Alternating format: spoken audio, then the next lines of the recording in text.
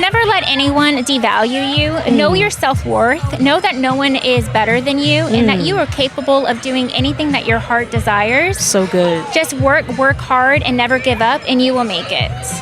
I love it.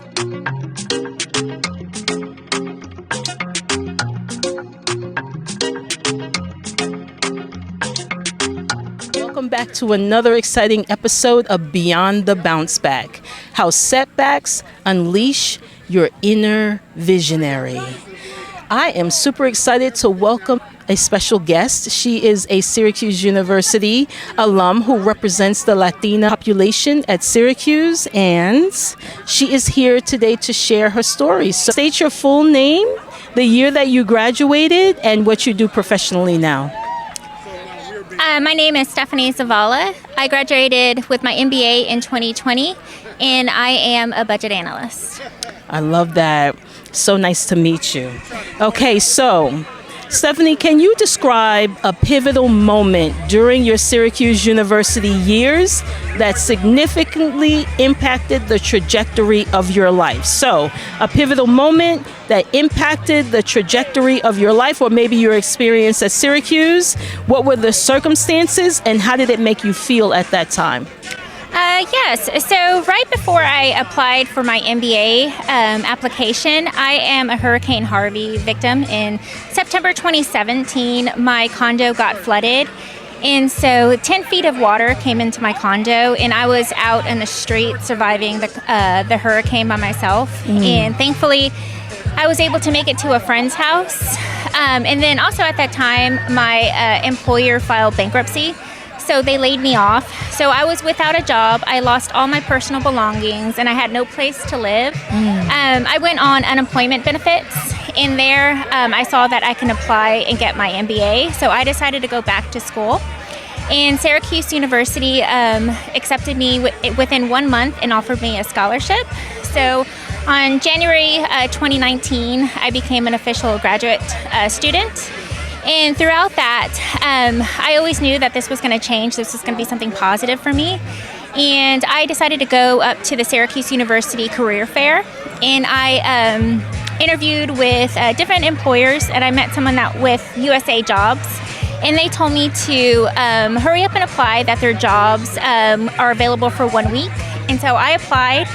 And a few weeks later, Department of Commerce called me and told me that they would like to have me as one of their interns. So that's when I decided to move up to DC, and I am here now. That's fantastic. So did all of that happen during your stay at Syracuse while you were a student there? Yes, well, I did the online program. Okay. So with that, I was able to work in DC and go to school at 9 p.m. Wow, I love that. Okay. And so it sounds like you experienced a couple of pivotal moments. I heard you say Hurricane Harvey. Yeah. And where did that happen? Where? In Houston, September 2017. And then I just recently found out my condo got flooded again for Hurricane Beryl on July 8th. Yeah, so I'm a 4-time Hurricane Harvey victim. I'm sorry, 4-time hurricane victim. And survivor. Yeah. Wow. Okay, thank you for sharing your story. As you look back on those situations, can you identify a specific circumstance or setback that tested your resilience, maybe during the hurricane or during your, I think you said, homeless stint? Can you identify the specific challenge or which one of those you feel really tested your resilience even more than others? Yes, being without, a salary and income, and then not having a place to call home and losing all your personal belongings, that had to have been the lowest point of my life. And so I interviewed with many employers. Unfortunately, I wasn't getting a call back in Houston. So then that's when I realized, okay, Houston is not for me. I feel a greater calling to be elsewhere. And so that's when I bought a flight to Syracuse. And I was like, you know what? I'm going to bet on myself. And I know I can get a job here. And so that's what I did. I flew up there. And a few weeks later, I got employed again, and now I live in DC. I live in an amazing apartment at the Wharf. So with all that setback, I feel like there was a silver lining, and I felt like if none of that had happened, I wouldn't be where I am today, and I wouldn't have accomplished so many things in DC if that hurricane did not push me in this direction. That is visionary resilience at its finest. So, when you experienced that challenge, was there a hidden strength within yourself? And if so, can you name what that hidden strength was that was actually pulled forward as a result of those experiences? I actually have a spiritual ring. I would go to Lakewood Church at the Joel Osteen, and I bought this ring from their church, and it says, "All things are possible with God." And so I know it was God that helped me and helped me survive everything I've overcame. And actually, when I was applying for the different schools to get my transcripts, my computer froze at Syracuse University. It wouldn't, when I was scrolling down to UTSA, because that's where I went my undergrad, for about 10 seconds, it would not let me scroll. And I said, okay, God, if this is your sign, I'm going to do this. And so I clicked Syracuse University, and then a recruiter reached out to me the following week. And they told me about, Syracuse's amazing online program. And I know it was like the #1 online program in New York. And then they also had 3 residencies that you could do international. And I love traveling. So I felt that was God showing me the direction I needed to take. Wow. So what would you call that hidden strength? What's the one name that you would use to label it? Faith. I love it. Yes. So was there a particular moment, maybe during Hurricane Harvey, during the homelessness, when the computer froze, where your perspective shifted? Do you recall that moment when you said, this is not an obstacle, it's an opportunity? Yes. So actually, I was in Houston with my mother. We were at the movie theater, and I got a message right at the time that they were going to tell us to, put our phones on silent. It was from the Syracuse recruiter, Kevin Dempsey, and he says, "Congratulations! Here's a $5,000 graduate scholarship. We hope this helps." And I whispered to my mom, and I was like, "Your daughter is going to be a graduate student now and get her MBA." Wow. And so that was that moment. It was like 2 days before Christmas. So yeah, it was even more meaningful then. So for you to be awarded that scholarship, was that as a result of maybe an essay you had to submit that talked about the setback? Yes, I did talk about that. The discrimination I have experienced along the way, and being a female, and unfortunately still being paid lower than my male colleagues. I defended that, and I support the wage gap.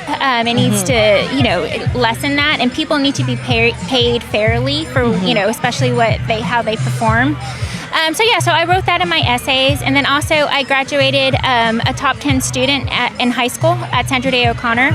So out of 711 students, I graduated 5th, and from UTSA, I graduated with a 3.85 GPA. So with my amazing academic background, and then also with my essays, they gave me a $5,000 scholarship. Congratulations. Wow. And so how can you contribute all that you learn to who you have become personally, or who you have become professionally?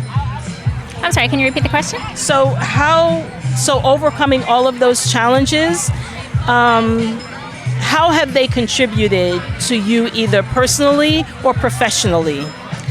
Yeah, so I am naturally an introvert, and so it was very hard for me to speak up for myself. And then I felt like losing everything. Like, what else could people take away from me? There was nothing. But the only thing I had was my voice to speak up for myself, and I felt that gave me the courage and the strength to actually not only speak up for myself, but to speak up for other people that have gone through what I have. So good. Yes. So now I no longer shy away from it. When I see a wrongdoing, I will speak up about it. So yeah. I love that. What advice would you give to someone, maybe a young Latino student who is facing a similar challenge today? What advice would you give to him or her? Never let anyone devalue you. Know your self-worth. Know that no one is better than you and that you are capable of doing anything that your heart desires. So good. Just work hard and never give up and you will make it. I love that. Do you see a connection between the challenges that you faced at Syracuse, or maybe, doing the online studies and the amount of perseverance and time management, self-motivation that requires? Do you see a connection between those challenges that you faced then and the person that you are today? I mean, I think you've spoken to it, but is there anything you can add? Yes. So basically, if you have to have good willpower, you have to have dedication and focus. And like I said, once you've hit rock bottom where I was in 2017, there's only one way up, And so I felt like if I did all of this, you can only be in control of certain things. And so I knew that I was in control of my education. No one can take your knowledge away from you. So that would make me stay focused and dedicated. And I graduated with a 3.85 from Syracuse University. Love that. Did you have a mentor? I did not have a mentor, but I talked to my academic advisors, and I guess you could say they were my mentors. They knew what was happening, and so they made sure that I would stay on course and made sure I would graduate. I love that. How do you hope your story will inspire future generations of Black and Latino students? Yes, I hope they know that, with one person can change the world, because one small act can lead a ripple effect. So I say, stand up for yourself and do the right thing. Even when no one else is brave enough to do it, you be the brave person and stand up. I love your responses. It's like you're a natural. All right, last question. How important is the Black and the Latino Alumni Network to you, and how can it be strengthened? So, being new to DC, not really knowing anyone, I did the Syracuse University organizations, the multicultural diversity organizations, and I always felt at home. That they turned into my family and friends and became my social circle. And they're always there, like, networking, and if you ever need anything, they're there to lift you up as well. So I feel they're very important. What they need to work on, I can't really say much. I mean, look at this event here. Everyone's getting along. Everyone's having a good time. So yeah, just continue doing it every year. I love that. You are a natural. Thank you so much for joining me on today's podcast. Of course. Thank you for having me.